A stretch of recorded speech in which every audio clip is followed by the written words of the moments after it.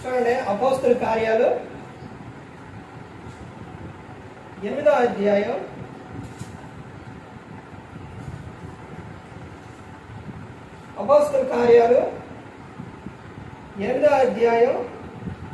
29వ వచనంలో చెప్తున్నారు, అప్పుడు ఆత్మ పిలుపుతో నీవు ఆ రథము దగ్గరకు పోయి దానిని కలుసుకొనుమని చెప్పెను. ఇక్కడ ఎవరి సందర్భం కనపడుతుందనంటే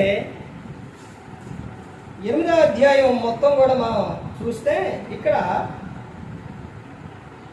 ప్రభుదూత 26, ప్రభుదూత నువ్వు లేచి దక్షిణముగా వెళ్ళి యెరూషలేము నుండి గాజాకు పోవు అరణ్య మార్గమును కలుసుకోమని పిలుపుతో చెప్పగా అతడు లేచి వెళ్ళి, అప్పుడు ఐథియోపియుల రాణి అయిన కందాకి కింద మంత్రి అయి ఆమె యొక్క ధనాగారం అంతటి మీదనున్న ఐథియోపియుడైన నపుంసకుడు ఆరాధించుటకు యెరూషలేమునకు వచ్చి ఉండెను.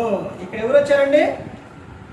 నపుంసకుడు. ఎవరితను అని అంటే ఐథియోపియుల రాణి అయిన కందాకి క్రింద ఇతను ఎవరంటే మంత్రి.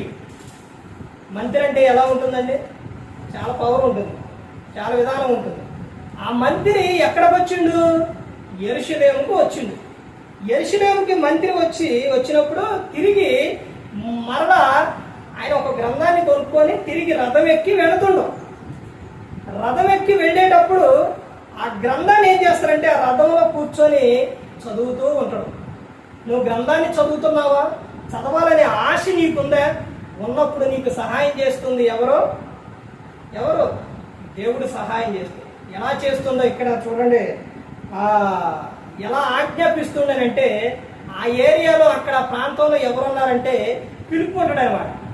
పిలుపు ఎవరనంటే ఇతను సంఘంలోని 7గురిని భోజనం కార్యక్రమం కానీ ఇవన్నీ పెట్టడానికి ఏర్పరచుకున్నప్పుడు పరిశుద్ధాత్మతో నిండుకొని ఉన్న 7గురిని ఏర్పరచండి సంఘంలో, నేను వారిని నియమిస్తానని అపోస్తలుడు చెప్పినప్పుడు వారిలో ఒక వ్యక్తి ఎవరంటే ఈ పిలుపు. ఈ పిలుపు నేను పెట్టవలసింది భోజనం కాదు, నేను ఆత్మను రక్షించాలని అతను బయలుదేరి వెళ్ళి వాక్యాన్ని బోధిస్తారు. యేసుక్రీస్తు నామము గురించి, దేవుని రాజ్యము గురించి ఇతను బోధిస్తాడు. ఈ పిలుపుకి 9 కుమార్తెలు ఉంటారు. ఆ 9 కుమార్తెలు కూడా ఎవరో తెలుసండి? కన్యకలుగా ఉంటారు. 9 కుమార్తెలు. పిలుపుకి 9 కుమార్తెలు. తర్వాత ఇతను అక్కడ ఉన్నప్పుడు ఆ గ్రంథాన్ని ఎవరు చదువుతున్నారు? నపుంసకుడు రథములో ఉండి చదువుతున్నారు. చదివే సమయాల్లోని దేవుడు ఆజ్ఞాపించిండండి. ఎవరికి? పిలుపుకి ఆజ్ఞాపించినప్పుడు పిలుపు నువ్వు లేచి ఆ రథం వైపు పరిగెత్తు అని చెప్పినప్పుడు, ఏమంటే రథంతో పాటు పరిగెత్తడం అంటే సామాన్యమైన విషయమా? రథంతో పాటు పరిగెత్తి అక్కడికి వెళ్ళిన తర్వాత అక్కడ ఏం జరుగుతుందనంటే అక్కడ మనం చూస్తే చూడండి, పిలుపు దగ్గరకు పరిగెత్తుకొని పోయి అంతటా ప్రవక్త అయిన యెషయా గ్రంథం చదువుచుండగా విని. గ్రంథాన్ని చదువుతుండే ఎవరో? నపుంసకుడు, మంత్రి. ఆయన గ్రంథం చదువుతుంది. ఆ గ్రంథం చదివేటప్పుడు పిలుపు రథం దగ్గరకు వెళ్ళినప్పుడు అతను చదువుతున్నది విని ఏమని చెబుతున్నాడంటే చూడండి,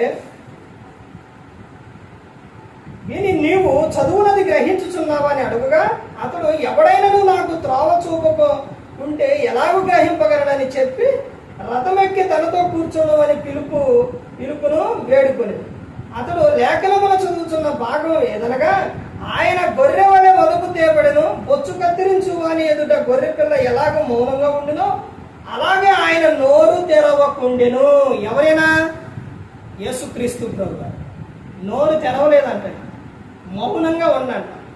అప్పుడు ఆ నపుంసకుడు చదివి ఎవరితను?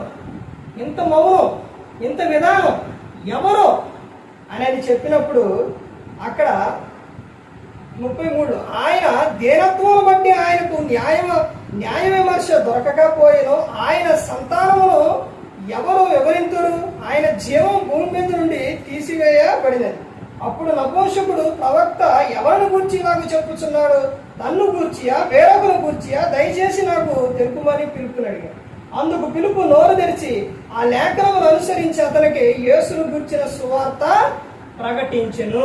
పిలుపు ఎవరి గురించి చెప్పిండండి? యేసుక్రీస్తు ప్రభువారి గురించి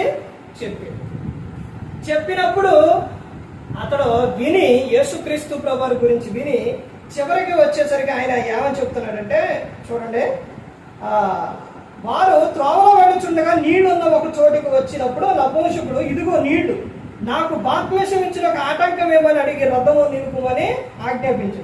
పిలుపు నీవు పూర్ణ హృదయంతో విశ్వసించిన ఎడల పొందవచ్చునని చెప్పాను. అతడు యేసుక్రీస్తు దేవుని కుమారుడని విశ్వసించుచున్నారని ఉత్తరం ఇచ్చాడు.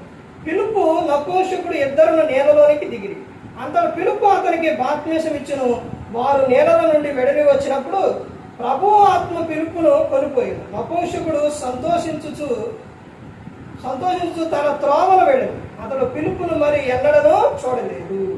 చూసారండి, ఇక్కడ పిలుపు ఎవరి గురించి చెప్పిండంటే యేసుక్రీస్తు ప్రభువారి గురించి చెప్పాడు. ఎవరికి? మంత్రి అయిన నపుంసకుడికి చెప్పినప్పుడు ఇగో ఇక్కడ రథం ఆపాడు. ఆపిన తర్వాత ఇవిగో నీళ్ళు ఎక్కడ ఉన్నాయి, నాకు ఏమి ఇవ్వమంటావు? బాప్తిసం ఇవ్వమంటావు. అయితే పిలుపు ఏం చెప్తారంటే, నువ్వు నీ పూర్ణ హృదయంతో నువ్వు ఆయనను అంగీకరించినప్పుడు నువ్వు బాప్తిసం పొందవచ్చు అని చెప్పి. అప్పుడు నపుంసకుడు ఏమంటాడంటే, అతను ఎవరో క్రీస్తు దేవుని కుమారుడని నేను హృదయపూర్వకంగా విశ్వసిస్తున్నాను అన్నప్పుడు పిలుపు నపుంసకుడికి ఏమిస్తారో బాప్తిసం అనేది ఇస్తారు. ఇచ్చిన తర్వాత పిలుపు వెళ్ళిపోతారో ఇతను ఎలా ఉంటాడంటే ఆనందంగా సంతోషంగా ఉంటాడు. ఇప్పుడు ఆ రథం వైపుకు వెళ్ళు అని ఆజ్ఞాపించింది ఎవరండి? దేవుడు. అంటే పరిశుద్ధాత్మ ద్వారా దేవుడు ఏం ఆజ్ఞాపించిండు? ఇదిగో ఒక వ్యక్తి వాక్యాన్ని చదవబోతుండో, అతడు మారు మనసు పొందబోతుండో, అతనికి నువ్వు అతని యొద్దకెళ్ళి నా గురించి చెప్పు అని దేవుడు పరిశుద్ధాత్మ ద్వారా ఆజ్ఞాపించాడు.